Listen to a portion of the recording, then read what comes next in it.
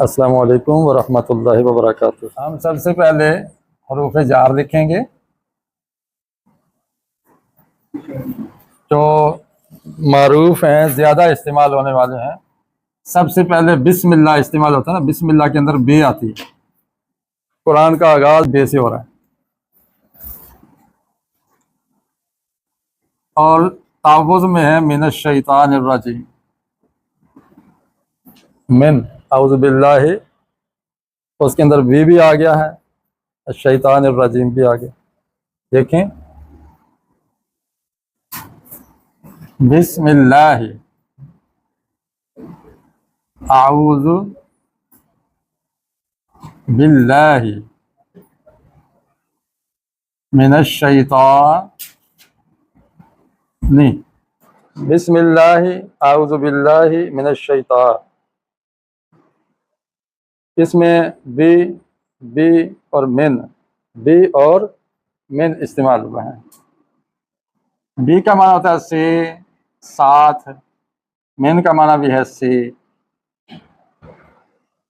بسم اللہ کا معنی ہو جائے گا اللہ کے نام سے یا اللہ کے نام کے ساتھ، اور اللہ سے پناہ مانگتا ہوں، یعنی اللہ سے پناہ طلب کرتا ہوں، اللہ کی پناہ، اللہ کی حفاظت مانگتا ہوں۔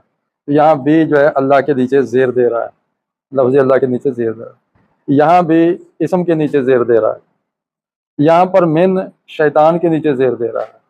تو یہ جو حرف جار ہے، اس کے بعد اسم ہوتا ہے ہمیشہ، اور وہ اسم کو مجرور کرتا ہے، یعنی اس کو زیر دیتا ہے۔ اس کے ساتھ ان بھی ہے، ان کا معنی بھی سے ہوتا ہے، ٹھیک ہے۔ جیسے آپ شادی کارڈ پہ لکھتے ہیں من راغبہ ان سنتی، ان سنتی،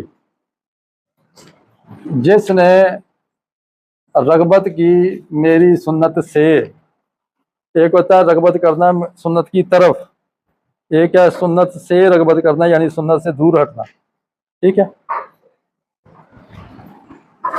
یہ جو ان ہے حرف جار، یہ بھی سے کا ہے، لیکن یہ دور ہٹنے کے، اس کسی سے دور ہٹنے کے معنی میں آتا ہے۔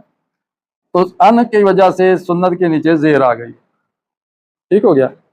تو حرف جار زیر دیتا ہے، اور دوسرا زیر دینے والا لفظ وہ مضاف اسم ہوتا ہے، اسم، اور اس وقت وہ مضاف بنتا ہے جو بعد والے کو زیر دیتا ہے۔ تو یہ چھوٹا سا استعمال آج اتنا یاد کر لیں، جو ہم روزانہ کلمات ادا کرتے ہیں، پڑھتے ہیں، بسم اللہ اعوذ باللہ من الشیطان، ٹھیک ہو گیا۔ اس کے بعد ایک سوال آ گیا ہے کہ ضمائر مجرورہ متصلہ، ضمائر مجرورہ متصلہ، اس کا ابھی سمجھاتے ہیں آپ۔